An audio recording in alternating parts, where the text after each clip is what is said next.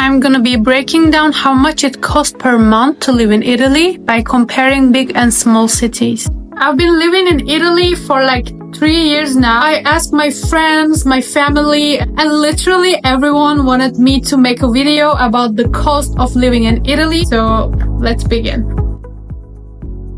Rent, which is the most important thing. In Italy, between the north and the south and bigger cities and the smaller cities, like there is a lot of difference of the price range.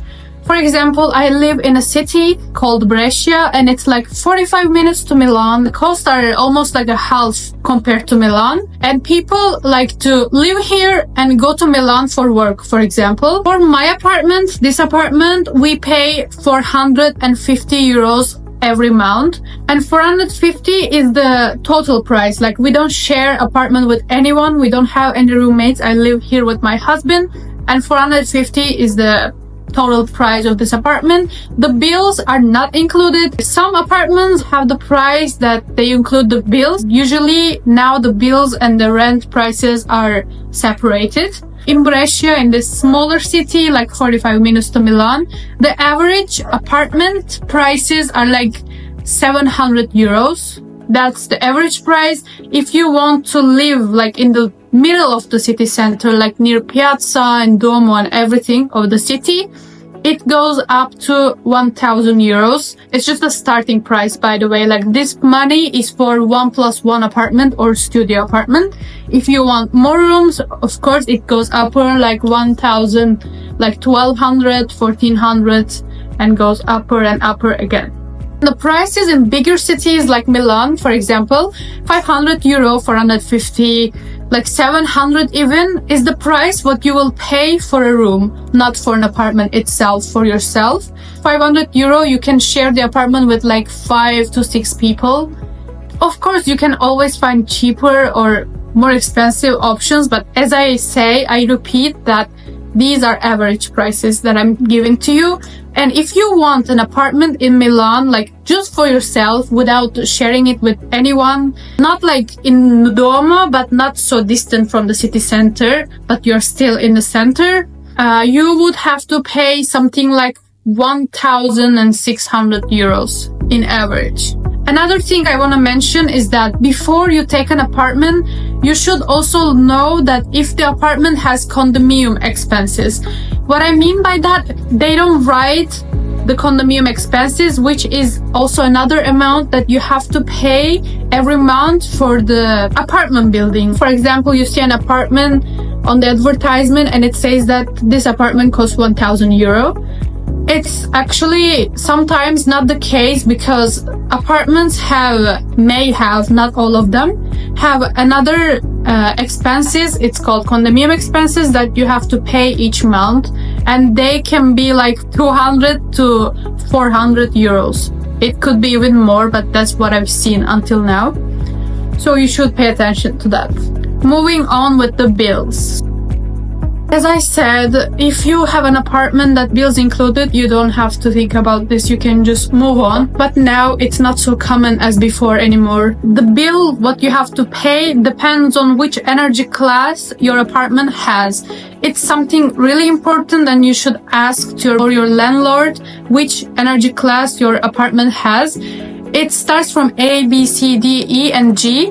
A is the most efficient one and G is the worst one. If I have to give an example, like it's so important because usually in Italy you don't pay the bills monthly, but you pay them or bi-monthly or in every 3 months. So let's say that you and your friend, your apartment has a class G and your friend's apartment has class B, for example, and you're consuming the same amount of energy every month. When the bill arrives, the price you have to pay, well, it's like 150 euros. The price you will pay will be like 80 or 90 euros. Like it affects the price of your bill directly, like dramatically. Our apartment has class G, which is the worst one, and we don't even use that much of energy. We don't even have a dishwashing machine, like imagine. And we have to pay usually something like 140, 160 every 2 months for the electricity. And for the gas, we pay something like 180. And for the water, we pay something like 90 euros. So let's move on with public transportation. And the public transportation, the prices change between city to city. I will share them all with you. Not all, but some examples from the important ones. For example, one ticket of metro is, in my city, smaller city, is 1.70 €1.70. In Milan, it's 2 euros and 20 cents. And in Rome, it's 1 euros and 50 cents. Now you will think, like, you live in a smaller city, why Rome is cheaper than the others? It's because north of Italy is more expensive and more wealthy than the south. But this doesn't mean that rents in Rome are cheaper, because they are not, because there are just so many people who live in there. But other than that, like the food and the transportation, etc., prices are cheaper in Rome even than the smaller cities in the north. And if you want to make a monthly subscription, if you don't want to pay each time, in my city, smaller city, is 39 euros, which is same in Milan. It's 39 euros monthly. And in Rome is 35 euros. In smaller cities like where I live, people do not like to use public transportation a lot. Everyone have their own cars, and people usually even drive to grocery shopping. As a couple, we like to cook at home because my husband is chef and he cares about what we eat. And for this reason, we have monthly expenses of like 300 euros. It's not monthly, it goes for like 3 weeks, actually, not a month. And that includes like everything. We cook at home a lot. It includes like all the meats, chicken, fish, even sometimes we buy sushi and detergents, cleaning products, like everything. But you can make this always cheaper or more expensive. There are so many different kinds of supermarkets. Like, for example, the product is the same, but you buy it from another supermarket that each of them price it differently, even though the product is the same. So it depends on where you're shopping. You should find out about the good supermarkets, the luxury ones, and the cheaper ones. Another section is eating outside. All of us like to eat outside. Like sometimes we meet with our friends, we like just hang out and have a breakfast or even lunch or dinner once in a while. Pizza in a smaller city like mine, for a basic margherita pizza, you pay something like 8 euros in here. And when you add the ingredients, it goes up to 10 euro, 12, 14, even 17. And in the bigger cities like Milan, margherita pizza starts from 9 to 10 euros and it goes up and up.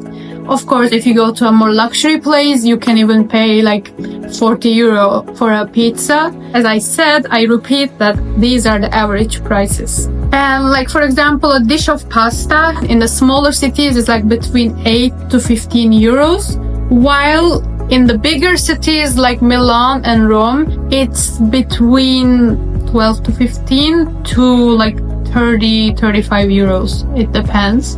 And the prices for desserts are, the average price is like between 6 to 8. And you can find always more expensive places and more cheaper places, but this is a regular average price for a dessert. Like, let's say a tiramisu. Coffee in Italy, which is a very important part of Italian culture. Like, people in here drink at least 3 times a day. One in the morning for the breakfast, one for the afternoon, and the last one is after dinner. And in the morning they prefer to drink cappuccino. It costs something like 1 to 150 euros. And in bigger cities, it costs something like 150 to 2 euros. For the espresso, though, it's like between, in the smaller cities, like 1 to 140. And in bigger cities, it's like 120 to 170, something like that. So yeah, these are the average prices, and the brioche prices are like 3 euros on the average. And the next section is phone plus internet. So activating a new SIM costs something like 10 to 15 euros. I pay 8 euros every month for 200 gigabytes of internet in Italy, plus 900 gigabytes in all the Europe, limitless call and SMS, which is, I think it's perfect, and I paid only 8 euro to that. But I had another company that I paid 12 euros for something so similar. So this also depends on which operator you choose. There are affordable ones and there are also expensive ones. And the internet at home costs something like 25 euro. Entertainment, if you like to go to a cinema like once a month or even more, bowling or like museums and stuff, average price of a cinema is 10 euros, all the Italy average. You can find always more expensive, like it changed like 1 euro, 2 euro, you can find for 11, 12 euros, or you can find the luxury ones that cost like 20 euros. And for the bowling, it also depends on which day you go and what clock you go. During the week, for example, if you go on a Wednesday, which is a working day, and it's a lot cheaper. For example, you pay just 4 euros per game. If you go at the weekend, though, you pay something like 10 euro for each game. So it depends on which day you go and also where you go, like which place, if it's luxury or like humble place, like it depends. And the last but not least, personal care gym memberships. Like in case you're someone who likes to go to gym and work out, prices ranges between 20 to 120 euros. Well, last year I was paying to a gym that cost me 71 euros every month, and that was including like swimming, spa, Pilates, like everything. So for that reason it was more expensive than an average one. But if you just want a basic gym, like you don't want all these other stuff, you can pay like between 20 to 40 euros. I go to dental cleaning every 6 months and I pay 100 euro every time, but you can always find a cheaper place to do that. For example, manicure, pedicure, basic manicure is between 12 to 30 euros depending on which city you are in, and the pedicure is like between 15 to 40 euros depending on which city and what kind of place it is. And the gel manicure, 30 to 50 euros. Gel pedicure costs between 35 to 55. And what I really like in Italy is that all the beauty salons, like most of them, put their price lists outside of the shop so that you don't have to enter inside to ask it. And this goes also for the restaurants. Like you don't have to enter in the restaurant to ask for the prices or to see what they have on the menu. They put the menu outside, and this is something I really appreciate. And I think this is all what I have to tell. My notes are finished. Like if I missed anything or if there is any other thing that you want to learn, you can leave it on the comments. And yeah, I thank you so much. I hope you learned something. I hope this was really helpful, and I wish you a great day. Thank you.